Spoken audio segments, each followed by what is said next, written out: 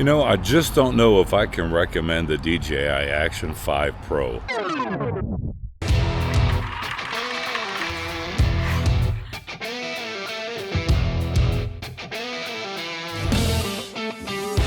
This is going to be kind of a hard video for me to make. Now, in this review, I've had the Action 5 Pro for the better part of 2 months now, and I've tried to shoot this video probably about 10 times in this last week, and I keep on reshooting it, and I'm really thinking about the quality of the DJI Action 5 and where it sits, and is it really pro? Because that's the big thing, because coming from the Action 4, which I think is still a fantastic camera. The Action 3 had a focus issue, but that was with the new sensor, a new larger sensor, and they had a focus issue with it. In the Action 4, they fixed that, and now the Action 5 has a new generation of that larger sensor. So let's talk about the pros and cons about this Action 5 and why I waited so long and what my final review thoughts are about this. Now, when the Action 5 Pro was first released, I was super excited about it because I thought about, hey, it's an Action 5 Pro. So it's going to be a professional version of maybe what the Action 4 was. And that was exciting to me. And just so you know, I buy all of my DJI products out of my own pocket. DJI has never sent me anything, from all the drones back, oh my gosh, the DJI Spark, the Mavic 1 Pro, the Air 2S, the Mini 2. I mean, it kind of goes on and on, but DJI has sent me nothing. It's like the little Pocket 3 and the Pocket 1, all out of my own pocket. So basically what you're going to get is an unrehearsed, unscripted response and thought process about the Action 5 Pro. Now, when the Action 5 Pro came out, I thought, hey, okay, now they're bringing all these new features to it. It's got the subject tracking, which kind of reminds me of the Sony ZV-E1 with that subject tracking. And granted, it's at 2.7K, not 4K, but it's kind of a cool little process where it can track you within a certain amount of distance in that frame. And it's kind of like having a second cameraman. The inbuilt storage, I think that was a really great idea that they were able to implement into the same body size. When I say same, the texture on the outside of the Action 5 Pro is a little bit thicker than what it was on the Action 4, but otherwise the body size is the same. So they were able to stick in the additional internal storage, which is a great plus. And I like the fact that this has 10-bit video. Now, it's not 422, but it's 420, and anyway, it gives us enough latitude to be to be able to really push the colors around and color grade this in a way to where a normal 8-bit video would kind of fall apart. Now, why do I say it's been taking me a while? Well, over the last 2 months now, DJI has released 3 firmware updates for the Action 5 Pro. Now, they've introduced supposedly better image quality, higher bit rate, so you can choose between standard and high bit rate, because a lot of people complained about the bit rate was too low on it, and you could see it in the image quality. And then they released this last one, which is supposed to improve the super night mode of the Action 5 Pro. Now, keep in mind, I know that this is not a Sony a7S III to where it's going to be a low light beast and you're going to be able to crank that thing to crazy ISO levels and be able to get a nice clean image. I understand that, but it's an action camera, and part of their marketing is they marketed this with being a low light action camera. So if you're going to market it that way, then it gives us, the consumers or the reviewers out there, an opportunity to actually have that expectation that it's going to perform very well in low light. And it's really funny because as the firmwares got released, the image quality suffered. And now with this latest firmware update, the low light, I mean, I put it up yesterday, a video with some Christmas lights, and you can see it's almost muddy looking, where it's really blotchy in low light, and there's also a lot of jitters going on.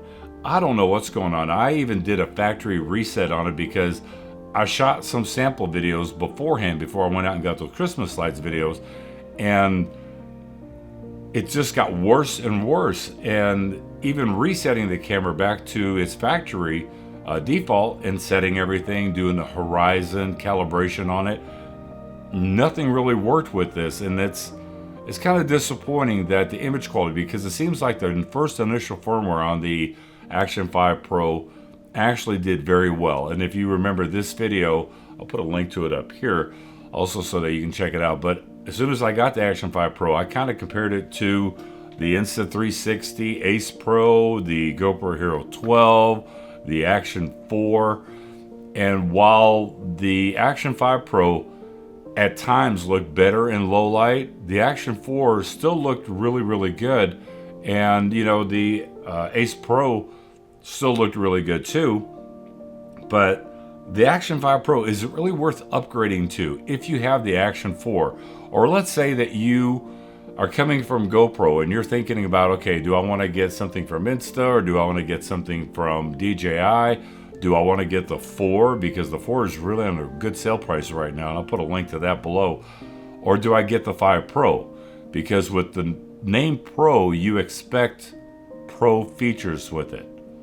Another thing I have a little bit of an issue with is the constant on HDR. I would like, and I've kind of waited, and on the DJI forums, everybody's asking, please, can you give us an option to switch that off? And they haven't yet. Maybe they will, I don't know. But right now it's stuck, HDR is on all the time. And it almost looks unnatural. That's really the only way for me to put it. It looks like it's kind of a little bit AI generated. And I know it's not an AI camera, but it looks like the image is a little bit AI generated to get that HDR high dynamic range.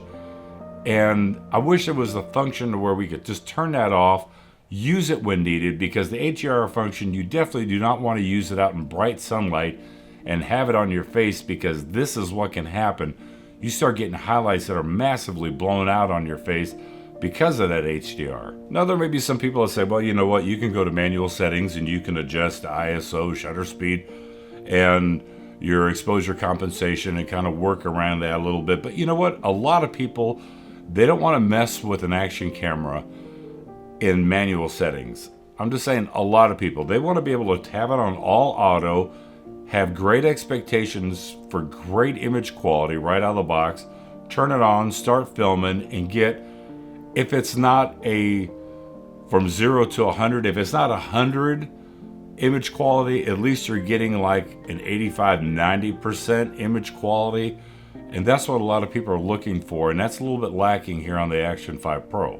And you know, the Action 5 Pro is not immune to having some issues right now, because there is a little issue with the USB-C door, where it can move. If it moves a millimeter and a half without pushing down the button, it's going to leak water into it. It has now lost its waterproof capability. And there's a lot of people talking about it. Now, it's not all the Action 5 Pros that are like that, but there's a lot of them out there, and mine happens to be one of those. And so I learned my lesson a long time ago. I don't mean to make this a really long video, but I learned my lesson a long time ago with the GoPro Hero 5 Black. Took it in the swimming pool, only had it about 3 foot deep. I had it in one hand, started swimming, and had the camera 3 feet underwater. And as I'm swimming, I come back up, and all of a sudden the screen was doing wonky things. So I was like, all right, let me just turn it off. And I opened up the battery drawer, and guess what? There was water inside the camera. So I reached out to GoPro. What did they tell me? They told me to go pound sand, that it was user error. That made me kind of like done with GoPro regarding, but then again, I bought, you know, the 6, the 7, the 8, the 9, the 10, the 11, the 12. I did not get the 13. 13 is an unlucky number, and I don't think that the 13 really brought anything to the table. But back to the Action 5 Pro. If you're asking me about the Action 5 Pro and the DJI Action 4, All things considered, if you don't need the internal storage, if you don't need the subject tracking, I think that the Action 4 is a better bang for the buck action camera than what the Action 5 Pro brings to the table. Now, I'm not saying that the Action 5 Pro may not get better in the future, because DJI, they are very good about releasing firmware updates. But as of now, 2 months into it and 3 firmwares later, the image quality is actually degraded on this. It's not as good as what it first was. And it's not as good as what the first firmware update was. It's just seems to be kind of going downhill. And my sneaking suspicion is because it's this new generation 1/1.3 inch sensor that is better in low light, it's better in dynamic range. It's the same size sensor as the Action 4, but it's that next generation. And I think that with a lot of new sensors that come out, a next generation sensor, it takes a camera company a while to really figure out firmware tweaks to get the chip on board to be able to work correctly with that sensor and get the best image quality possible. Now, with saying that, the DJI Action 4 and the Insta360 Ace Pro have the same sensor. Rumor has it that the Action 5 Pro and the new Ace Pro 2 have that next generation 1/1.3 inch sensor. So I'm kind of curious. I don't have the Ace Pro, so I can't tell you what my thoughts are on it.